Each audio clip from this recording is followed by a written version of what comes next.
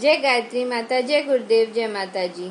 आगे गुरुदेव लिखते हैं, प्रतिष्ठित गणमान्य विद्वानों की भी ऐसी ही सम्मति है। साधना और योग की प्राचीन परंपराओं के जानकार महात्माओं का कथन भी यही है कि स्त्रियां सदा से ही गायत्री की अधिकारिणी रही हैं। स्वर्गीय मालवीय जी सनातन धर्म के प्राण थे। पहले उनके हिंदू विश्वविद्यालय में स्त्रियों को वेद पढ़ने की रोक थी, पर जब उन्होंने विशेष रूप से पंडित मंडली के सहयोग से इस संबंध में स्वयं खोज की तो वे भी इस निष्कर्ष पर पहुंचे कि शास्त्र में स्त्रियों के लिए कोई प्रतिबंध नहीं है। उन्होंने रूढ़िवादी लोगों के विरोध की रति भर भी परवाह न करते हुए हिंदू विश्वविद्यालय में स्त्रियों को वेद पढ़ने की खुली व्यवस्था कर दी। अब भी कई महानुभाव यह कहते रहते हैं कि स्त्रियों को गायत्री का अधिकार नहीं। ऐसे लोगों की आंखें खोलने के लिए असंख्य प्रमाणों में से ऐसे कुछ थोड़े से प्रमाण इस पुस्तक में प्रस्तुत किए गए हैं। संभव है जानकारी के अभाव में किसी को विरोध रहा हो। दुराग्रह से कभी किसी विवाद का अंत नहीं होता। अपनी ही बात को सिद्ध करने के लिए हठ ठानना अशोभनीय है। विवेकवान व्यक्तियों का सदा यह सिद्धांत रहता है कि जो सत्य सो हमारा। अविवेकी मनुष्य जो हमारा सो सत्य सिद्ध करने के लिए वितरना खड़ा करते हैं। विचारवान व्यक्ति को अपने आप से एकांत में बैठकर यह प्रश्न करना चाहिए, यदि स्त्रियों को गायत्री या वेद मंत्रों का अधिकार नहीं तो प्राचीन काल में स्त्रियां वेदों की मंत्र दृष्टि ऋषिकाएं क्यों हुई? यदि वेद की वे अधिकारिणी नहीं तो यज्ञ आदि धार्मिक कृत्यों तथा पौरुष संस्कारों में उन्हें सम्मिलित क्यों किया जाता है? विवाह आदि अवसरों पर स्त्रियों के मुख से वेद मंत्रों का उच्चारण क्यों कराया जाता है? बिना वेद मंत्रों के नित्य संध्या और हवन स्त्रियां कैसे कर सकती हैं? यदि स्त्रियां अनधिकारिणी थीं तो अनसुया, अहल्या, अरुंधति, मदालसा आदि अगणित स्त्रियां वेद शास्त्रों में पारंगत कैसे थीं? ज्ञान, धर्म और उपासना के स्वाभाविक अधिकारों से नागरिकों को वंचित करना क्या अन्याय एवं पक्षपात नहीं है? क्या नारी को आध्यात्मिक दृष्टि से अयोग्य ठहराकर उनसे उत्पन्न होने वाली संतान धार्मिक हो सकती है? जब स्त्री पुरुष की अर्धांगिनी है तो आधा अंग अधिकारी और आधा अनधिकारी किस प्रकार रहा? इन प्रश्नों पर विचार करने से हर एक निष्पक्ष व्यक्ति की अंतरात्मा यही उत्तर देगी कि स्त्रियों पर धार्मिक अयोग्यता का प्रतिबंध लगाना किसी प्रकार अन्याय संगत नहीं हो सकता। उन्हें भी गायत्री आदि पुरुषों की भांति ही अधिकार होना चाहिए। हम स्वयं भी इसी निष्कर्ष पर पहुंचते हैं। हमारा ऐसी 50 स्त्रियों से परिचय है जिनने श्रद्धापूर्वक वेद माता गायत्री की उपासना की है और पुरुषों के ही समान संतोषजनक सफलता प्राप्त किए हैं। कई बार तो उन्हें पुरुषों से भी अधिक एवं शीघ्र सफलताएं मिली।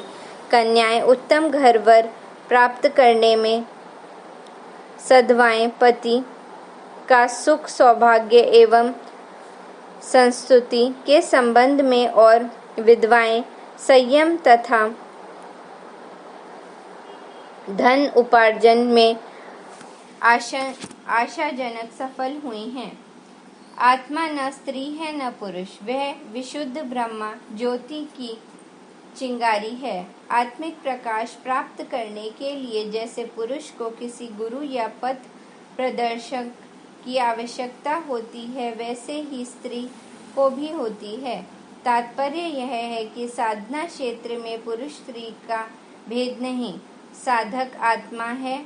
उन्हें अपने को पुरुष स्त्री न समझकर आत्मा समझना चाहिए। साधना क्षेत्र में सभी आत्माएं समान हैं।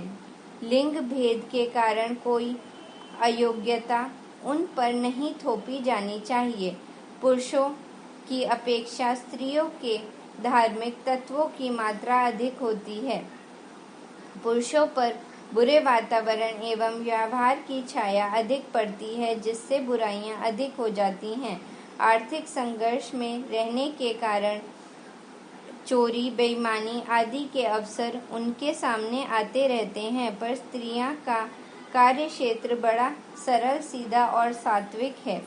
घर में जो कार्य करना पड़ता है उसमें सेवा की मात्रा अधिक रहती है। वे आत्म निग्रह करती हैं, कष्ट सहती हैं, पर बच्चों के प्रति, पतिदेव के प्रति, सास ससुर, देवर जेठ आदि सभी के प्रति अपने व्यवहार को सौम्य, सहृदय, सेवापूर्ण, उदार, शिष्ट एवं अहिष्णु रखती है। उनकी दिनचर्या सतोगुणी होती है, जिसके कारण उनकी अंतरात्मा पुरुषों की अपेक्षा अधिक पवित्र रहती है। चोरी, हत्या, ठगी, धूर्तता, शोषण, निष्ठुरता, व्यसन, अहंकार, असंयम, असत्य आदि दुर्गुण पुरुष में ही प्रधानतया पाए जाते हैं। स्त्रियों में इस प्रकार के पाप बहुत कम दिखने को मिलते हैं। यूँ तो फैशन, परिस्थिति, अशिष्टता, कर्कशता, श्रम से जी चुराना आदि छोटी छोटी बुराइयां अब स्त्रियों में बढ़ने लगी हैं, परंतु पुरुषों की तुलना में स्त्रियां निस्संदेह अनेक गुणी अधिक सगुणी हैं। उनकी बुराइयां अपेक्षाकृत बहुत ही सीमित हैं। ऐसी स्थिति में पुरुषों की अपेक्षा महिलाओं में धार्मिक प्रवृत्ति का होना स्वाभाविक ही है। उनकी मनोभूमि में धर्म का बीजांकुर अधिक जल्दी जमता और फलता फूलता है। अवकाश रहने के कारण वे घर में पूजा आराधना की नियमित व्यवस्था भी कर सकती हैं। अपने बच्चों पर धार्मिक संस्कार अधिक अच्छी तरह से डाल सकती हैं। इन सब बातों को देखते हुए महिलाओं को धार्मिक साधना के लिए उत्साहित करने की आवश्यकता है। इसके विपरीत उन्हें नीच, अनधिकारिणी, शूद्रा आदि कहकर उनके मार्ग पर रोड़े खड़े करना, निरुत्साहित करना किस प्रकार उचित है, यह समझ में नहीं आता। महिलाओं के वेद शास्त्र अपनाने एवं गायत्री साधना करने के असंख्य प्रमाण धर्म ग्रंथों में भरे पड़े हैं।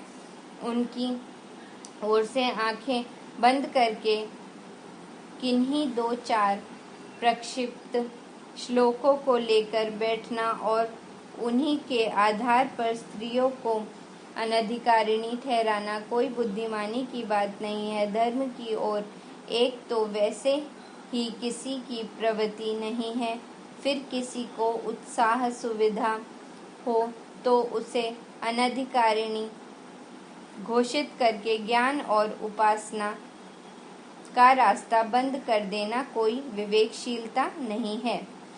हमने भली प्रकार खोज विचार मनन और अवशेषण करके यह पूरी तरह विश्वास कर लिया है कि स्त्रियों को पुरुष की भांति ही गायत्री का अधिकारी हैं। वे भी पुरुषों की भांति ही माता की गोदी में चढ़ने की, उसका आंचल पकड़ने की, उसका पयपान करने की पूर्ण अधिकारिणी हैं। उन्हें सब प्रकार का संकोच छोड़कर प्रसन्नतापूर्वक गायत्री की उपासना करनी चाहिए।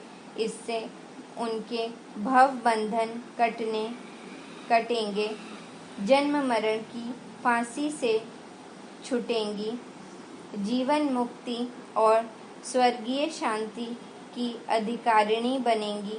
साथ ही अपने पुण्य प्राप्त से प्रताप से अपने परिजनों के स्वास्थ्य, सौभाग्य, वैभव एवं सुख शांति की दिन दिन वृद्धि करने में महत्वपूर्ण सहयोग दे सकेंगी। गायत्री को अपनाने वाली देवियां सच्चे अर्थों में देवी बनती हैं। उनके दिव्य गुणों का प्रकाश होता है। सदनुसार वे सर्वत्र उसी आदर को प्राप्त करती हैं जो उनका ईश्वर प्रदत्त जन्मदात अधिकार है। धन्यवाद।